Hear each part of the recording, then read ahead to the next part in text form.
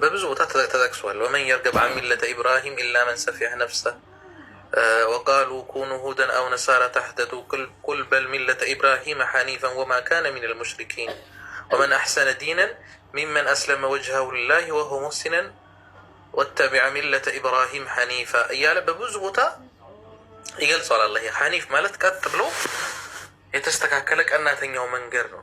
ይህንን ደግሞ አላህ ጠቅልል አድርጎ ሱረቱል ዒምራን ላይ 67 ላይ ምን ብሏል? ማ ካነ ኢብራሂሙ የሁድያን ወላ ነስራንያን አለ። አብርሃም ኢብራሂም በእርግጥም አይሁድ ወይም ክርስቲያን አልነበረም። ወላኪን ካነ ሐኒፈን ሙስሊማ አለ። በእርግጥም በቀጥተኛው መንገድ ያዘነበለ ወደ ቀጥተኛው መንገድ የተመራ ሙስሊም ነበር።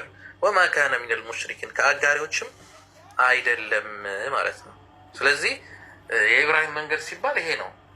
ወደ ቀጥተኛው መንገድ ያዘነበለ ሙስሊም ነበረ ማለት ነው። ሌላ አይደለም። መድብለ አማልክታዊ አልነበረም። ጣዖታትም ያመልክ አልነበረም። አባቱንም ሲወቅሱ የነበረው በዚህ ነው አይደለም? ወይስ ቃለ ኢብራሂሙ ሊአቢሂ አዘር፣ ለአባቱ ባለው ጊዜ አስታውስ፣ ጣዖታትን ማይሰሙ ማያዩ ጣዖታትን ስለምን ታመልካለህ እያለ አባቱን ሲመክረው፣ አባቱ ደግሞ እሱን ሲቆጣው ከአማልክቶቻችን ዞር አትልም ወይ ኢብራሂም ብሎ ሲገስጠው ብዙ አሉ። እና ኢብራሂም ግን የመረጠው ቀጥተኛውንና ወደ እውነት ያዘነበለውን መንገድ ነው ማለት ነው። ለዛ አይ ቲንክ ሀሳብ አለው መሰለኝ። ቀጥለፊ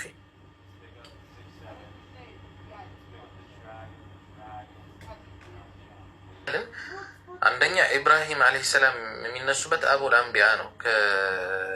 ከሳቸው ከነቢዩላህ ኢብራሂም አለይሂ ሰላም ኢስሐቅና ኢስማኤል፣ ከኢስማኤልና ከኢስሐቅ ነው ነቢያቶች የወጡት። ትልልቅ ነቢያቶች ወጡ ተብለው የሚጠቀሱት ከነዚህ ነው። ምናልባት ከኖህ ውጭ ያሉት በእሳቸው ዘር የሚካተቱ ናቸው። ይሄ ምንድነው ታላቁ አምስቱ ነቢያቶች ምንድነው? ምን ልዓዝም ነው የሚባሉት? ስሙ ጠፋኝ። ኡሉል ዐዝም የሚባሉት አምስቱ ነቢያቶች ከእሳቸው ነው የሚነሱት። ኖህ፣ ኢብራሂም፣ ሙሳ፣ ዒሳ እና ረሱል ሰለላሁ ዐለይሂ ወሰለም ማለት ነው። ዐለይሂም ሰላም አጅማዒን ከእሳቸው ነው የሚወጡት እና ለዛ ነው የኢብራሂም የሚባለው። ብዙ ጊዜ ኢብራሂም ጎልቶ የሚወጡት ለዛ ነው። ቁርአን ላይም በሊሳን ሲድቂን አድርግልኝ ብሎኛል። በሚመጡት ዘመን ለእኔ መልካም። አሁን አይሁዶች ጋር ብትሄዱ አብርሃም የተወደደ ነው፣ ክርስቲያኖችም ጋር እንደዛው፣ እኛም ጋር እንደዛ ነው። አብርሃም የተወደደ ሰው ነው።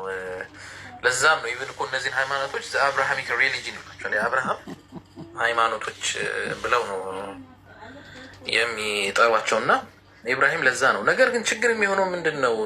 በሌላኛው ሳይት በቁርአን ላይ ግልጽ በሆነ ሁኔታ ኢብራሂም አለይሂ ሰላም ሙስሊም እንደሆነ በቀጥተኛው መንገድ ላይ ያለ አይሁድም ክርስቲያንም አይደለም ብለው እንቅጩን ተናግረዋል። ቁርአን ላይ ሙስሊም ነው ብለዋል። በክርስትናው ላይ ግን ስንሄድ የአብርሃም እምነትና ሃይማኖት አልተጠቀሰም። አብርሃም እግዚአብሔርን አመነ ጽድቅም ሆኖ ተቆጠረለት ነው የሚለው መጽሐፍ ቅዱስ።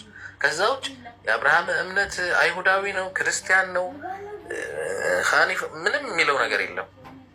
ለዛ ነው አሁን እነዚህ ጥያቄዎች ይነሳሉ። አንዳንድ የአብርሃም እምነትና ሃይማኖት ምንድን ነው ስትሏቸው የለውም፣ አልተጠራም። ከራእይ ማን ነው ከዘፍጥረት እስከ ራእይ ብታዩት ክርስትና የሚል ስም አታገኙም መጽሐፍ ቅዱሱ ላይ። ምናልባት ሂደው እንደ የተጠጋጋ የሚሰጧችሁ ሐዋርያት ሥራ ምዕራፍ 11 ከቁጥር 26 አንጾኪያ ሄደው ከሰበኩ በኋላ ክርስቲያኖች ተብለው ለመጀመሪያ ጊዜ ተጠሩ ተብሎ የሚጠቀሰውን ሐዋርያቶች አንጾኪያ የተጠሩበትን ነው። ያ ኢቭን ራሱ ክርስቲያኖች ተብለው ምዕመናኑ እንጂ ነው የተጠራው፣ ሃይማኖቱ አልተጠራም። ክርስትና የሚለው አልተጠራም። ክርስትና የመጣው ከ100 ምናምን ዓመት በኋላ የኢግናሽየስ ሴንት ኢግናሽየስ ነው 107 ኤዲ ላይ ክርስትና ብሎ ለመጀመሪያ ጊዜ የተጠቀመው ቃሉን እሱ ነው ኮይንድ ያደረገው። ከዛ ውጭ ሰማይ ብትወጡ ምድር ብትቆፍሩ የማይገኝ ስም ነው በመጽሐፋቸው ውስጥ ማለት ነው። ለዚህም ነው እቺ ጥያቄ ስትነሳ የማይወዱትም ከቁርአን ማስረጃ ሲመጣ አንቀበልም። ባይዘው እዚህ ቤት ከመምጣት በፊትም ሌላ ቤት ይህን ነው ራሱ ጥያቄ ተነስቶ ልጁ ምንም መልስ ሊያመጣ አልቻለም። ስለ አብርሃም ሳይሆን ስለ ሙሴ ማንሰች መልስ የለም። በነገራችን ላይ ክርስትና ብቻ ሳይሆን አይሁድ የሚለውም አይሁድ ይሄ ጁዳይዝም የምንለው በእንግሊዝኛ አልተጠቀሰም እምነቱ መጽሐፍ ውስጥ። አይሁድ የሚለው ቃል የመጣው አንደኛ ነገስት ነው። እሱንም ይሄ ጎሳን ነገድን ለማመልከት ነው እንጂ እምነትን ለማመልከት ሃይማኖትን ለማመልከት አልመጣም። ስለዚህ በራሳቸው መጽሐፍ እንኳን እምነትና ሃይማኖት ያልተጠቀሰበት በራሳቸው ከስም ጀምሮ ፈልስፈው ያወጡት እንደሆነ ነው የሚያሳየው። እና ለዛ ነው ኢምፖርታንት የሆነው ነገር። ናግባ ሚሮ ግን ይህ ነገር የሚያነሳው ኤቨር እንትን ላይ አይደለ። አሁን እነሱ ማለት እኮ የፈለጉት ጠቅላላ ጨምቀ ስታየው እስልምና አልነበረም ወደሚለው ነው ሊመጡ እኮ የሚፈልጉት አይደለ። ይህ ጥያቄ ሲነሳ እሱማ በእነሱ መጽሐፍ ላይ እስልምና ነበረ ቢለው ወይ ደግሞ በአስተምህሮቶቻቸው እንዲነግሩን ኤክስፔክት እኔ አላረግም። ለምን እስልምና የሚባል ሃይማኖት እኮ ነበረ በእኛም ዘመን ካሉ ሙስሊም ነው በቃ ስለሙ እንደማለት ነው። እሱ ሳይሆን አሁን የእነሱ ጥያቄ በጣም ብዙ ጊዜ የሚከራከሩት እስልምና የመጣው ከ1400 ዓመት በፊት ነው፣ መጀመሪያ አልነበረም ነው። ቀደም ተከተል ክርስትና ይቀድማል የሚለውን ለማረጋገጥ አይደለ። ይህን ጥያቄ በጣም ብዙ ጊዜ እኮ የሚያነሱት በዛ ጉዳይ ይመስለኛል።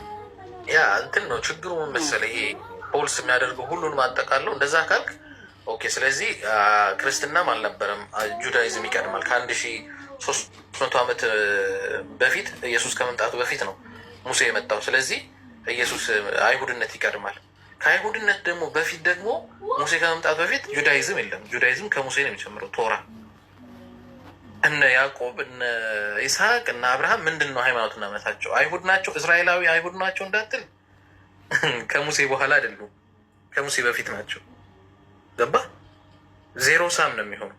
ከፈለጉ ደግሞ ከነሱ በፊት ደግሞ የነበሩ ቀደምት እምነቶች አሉ። እነ ሂንዱኒዝም፣ ቡዲዝም ምናምን 5000 6000 ዓመት ኢቨን ስክሪፕቶቻቸው አንዳንዶቹን ቬዳስ በተለይ ሪግ ቬዳ የሚባል መጽሐፍ 10,000 ዓመት ድረስ ነው የሚገመተው።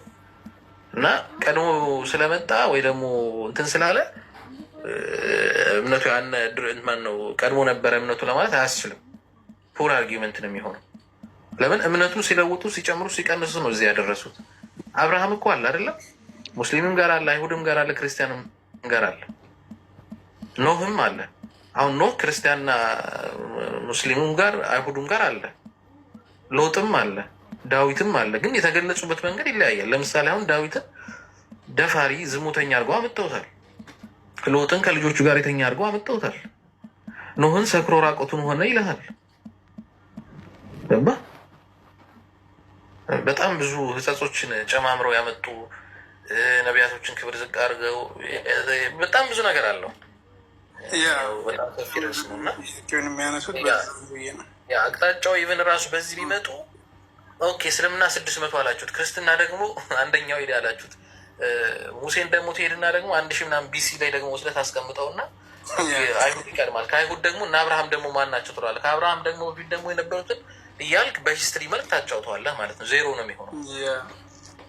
በጣም ብዙ ጊዜ ወደዛ ነው የሚሄዱት። ግን መጨረሻ ላይ ያው እንደምታውቁ እሱ ሳይቀበሉ የሚሄዱት በጣም ብዙ ጊዜ ይህን ጥያቄ የሚፈልጉት ይህን አሁን የሚያነሱት ለዛ ነው እየመጡ ነው። ይሄ እንትኑ አርጊመንቱ የሚመጣው መሰለኝ ብዙ ጊዜ እንደዚህ አይነት አርጊመንቶች የሚመጡ ትጨርሳለህ። በቃ ይሄ መሰረታዊ የሚባሉ የእምነቱ ለምሳሌ ይሄ ተውሂድን ትጨርሳለህ። አርካኑል ኢስላም አርካኑል ኢማን ትጨርስና ስለ ነቢዩ መሐመድ አውርተህ ትጨርስና መጨረሻ ላይ በቃ ይሄን እምነት አልቀበል ኢየሱስ ማለት ኢሳ አይደለም ትላለህ። እስልምና ከዛ በኋላ የመጣ ትላለህ። በቃ እነዚህ አርጊመንቶች በዚህ ባይተው የሚመጡት በቃ አርጊመንቱን ስትሸነፍ ይሄ ዲናይ ማድረግ ዲናይ ትሩዙን ፊት ለፊት ያለውን መሰረስ ያን ነው። ሰው ገብቷል መሰለኝ። ማህተቤ ነው ውበቴ ይላል። ማህተቤ ነው ውበቴ ለማለት ነው። ውበቴ